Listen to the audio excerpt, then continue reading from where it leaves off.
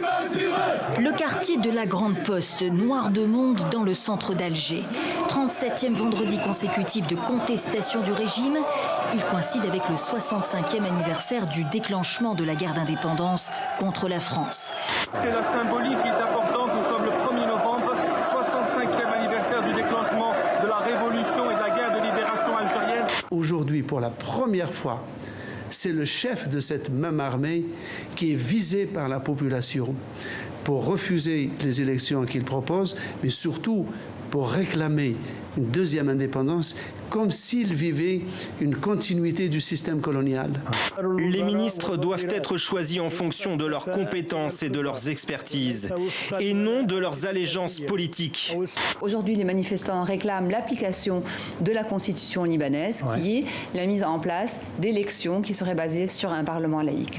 C'est vrai que Donald Trump fait face à cette procédure d'impeachment. Les démocrates sont déterminés à aller jusqu'au bout, mais ça ne veut pas dire que Donald Trump sera décimé, puisque le dernier mot reviendra au Sénat. Il faudrait que 20 sénateurs républicains se joignent à leurs collègues démocrates pour déloger Donald Trump de la Maison-Blanche. Ça paraît impossible aujourd'hui. Nicolas Sarkozy voulait la peau de Carlos Ghosn, Arnaud Montebourg a voulu la peau de Carlos Ghosn, puis Emmanuel Macron quand il était à Bercy.